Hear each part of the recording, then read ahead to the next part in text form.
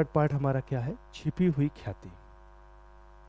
ये छिपी हुई ख्याति कैसे पता करेंगे कि हमें प्रश्न में छिपी हुई ख्याति ही निकालना है। तो ध्यान दीजिएगा, साझेदार के प्रवेश के समय यदि फर्म की ख्याति का मूल्य न बताया हो कि फर्म की ख्याति का मूल्य क्या है, और इसके साथ ही साथ प्रश्न में यह भी न बताया हो कि फर्म की ख्याति का मूल्य किस आधार पर निकाला जाएगा, क्वेश्चन एकदम साइलेंट हो गया हो ख्याति के बारे में, तो समझ जाइए कि हमें इस प्रश्न में छिपी हुई ख्याति निकालना है। तो छिपी हुई ख्याति निकालेंगे कैसे, उसी के ऊपर हम लोग आज की इस क्लास में डिस्कस करेंगे कि छिपी हुई ख्याति एक्चुअल में निकाला कैसे जाएगा। तो एक फार्मूला है, उस फार्मूले को याद करके रखिएगा। छिपी हुई ख्याति कभी भी आपसे गलत नहीं होगा, आराम से आप निकाल ले जाएंगे। तो छिपी हुई ख्याति निकालने का सूत्र क्या है, तो सर्वप्रथम क्या आपको करना है, नए साझेदार के पूंजी के आधार पे फर्म की कुल पूंजी निकाल लेना है। जो नया साझेदार प्रवेश कर रहा है वह पूंजी के लिए जितना भी पैसा लेकर के आया होगा, उसी पूंजी के आधार पे फर्म की कुल पूंजी को सर्वप्रथम निकाल लीजिए। कैसे निकालेंगे, तो उसके लिए भी देखिए ब्रैकेट में लिखा गया है, नए साझेदार की पूंजी में नए साझेदार के लाभ का हिस्से का उल्टा कर दीजिए, तो जो आएगा वो फर्म की कुल पूंजी हो जाएगी। उदाहरण के रूप में मान लेते हैं एक सी नाम का व्यक्ति था जो प्रवेश किया और पूंजी के रूप में 1 लाख रुपया लेकर के आया।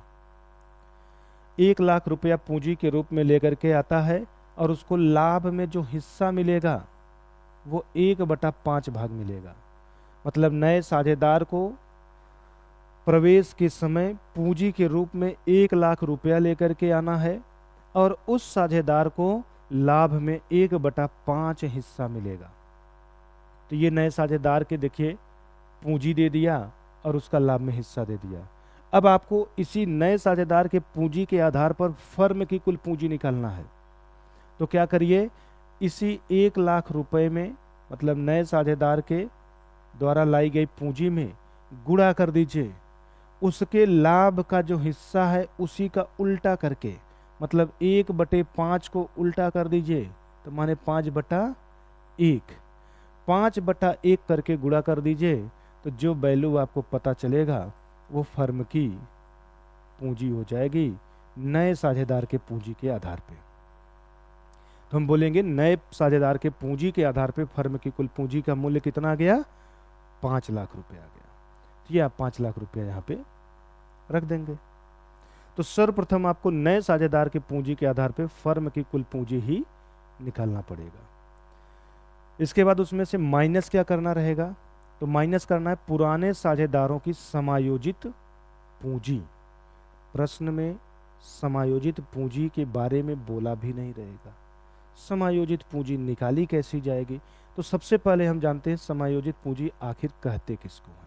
तो समायोजित पूंजी किसे कहते हैं, तो पूंजी खाते का सीडी वाली अर्थात अंतिम पूंजी समायोजित पूंजी कही जाती है।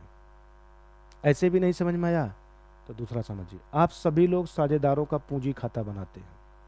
सब लोग जब साझेदारों का पूंजी खाता बनाते हैं तो आपने देखा होगा कि पूंजी खाते में आने वाली जितने भी मदें होती हैं, सारी मदों को लिख लेने के बाद अंत में आप पूंजी खाते को बंद करते हैं।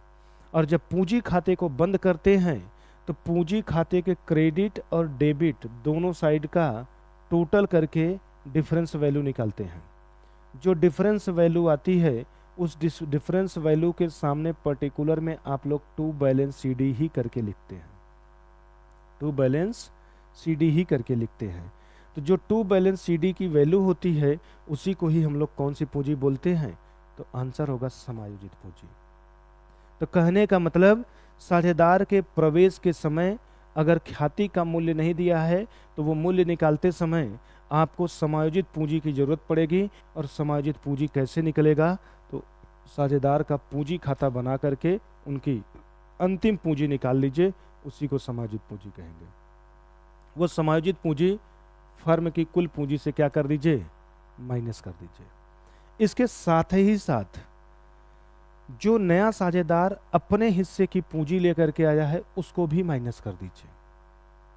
माइनस करने के बाद जो बची हुई वैल्यू होगी, उसी बची हुई वैल्यू को ही हम लोग क्या बोलेंगे, तो फर्म की छिपी हुई ख्याति बोलेंगे। इस तरीके से फर्म की वो ख्याति हम लोग निकाल लेंगे जो छिपी हुई है, मतलब जो दिखाई नहीं दे रही थी। इसी वैल्यू को हम लोग फर्म की मूल्यांकित ख्याति भी बोलते हैं। फर्म के ख्याति का मूल्य कितना है वो हम लोगों ने निकाल लिया, छिपी हुई ख्याति का मूल्य निकाल लिया।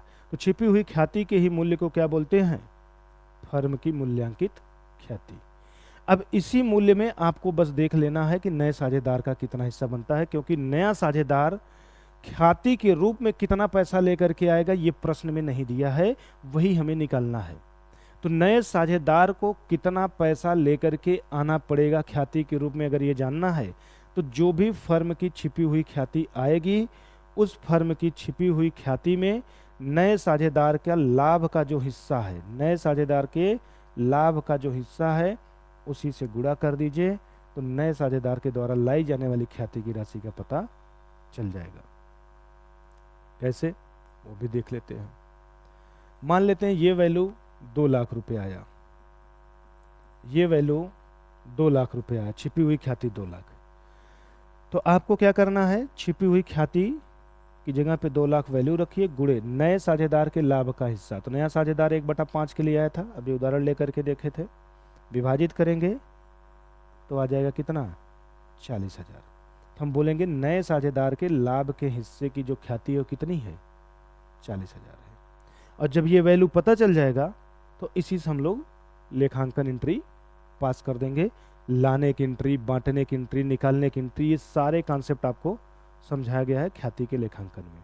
तो उसी आधार पे इसकी आप रोजनामचा प्रविष्टि कर देंगे। तो इस तरीके से छिपी हुई ख्याति का कंप्लीट कॉन्सेप्ट आपका पूरा हो जाएगा। इसको आप लोग नोट कर लीजिए। किसी भी स्टूडेंट को अगर कहीं पर भी कंफ्यूजन हुआ है तो आप डिस्क्रिप्शन में दिए हुए नंबर पे कॉल करके अपने डाउट को पूछ लीजिए। और यदि आप कंप्लीट वीडियो सीक्वेंस से देखना चाहते हैं, क्योंकि यहाँ पे आपको कुछ वीडियो आगे पीछे मिलते होंगे, तो सीक्वेंस से देखना चाहते हैं तो आप लोग हमारे संस्था के साथ जुड़ सकते हैं, पेड बैच में जुड़ सकते हैं, जिससे आपको सारे वीडियो सीक्वेंस से मिल जाएंगे। और जुड़ने के लिए इजी सा प्रोसेस है, गूगल प्ले स्टोर पे जाएं, विजियो करियर पॉइंट एप्लीकेशन को डाउनलोड करें, वहाँ पे अपने कोर्स को जा करके सेलेक्ट करें और एक नॉमिनल अमाउंट पे करके आप पेड बैच के रूप में जुड़ जाएं। सारे क्वेश्चन, सारे कॉन्सेप्ट एकदम सीक्वेंस से चैप्टर वाइज आपको वहाँ पर मिल जाएगा, जिससे आपका कोई भी टॉपिक नहीं छूटने पाएगा। तो आप इस तरीके से जुड़ करके अपनी क्लास को आगे कंटिन्यू कर सकते हैं। बाकी जो लोग यूट्यूब से देख रहे हैं, कवर कर रहे हैं, वो लोग इसको देख के नोट कर लें। बाकी अगली क्लास में हम लोग कुछ नए कॉन्सेप्ट को लेकर के डिस्कस करेंगे। अभी के लिए इतना ही।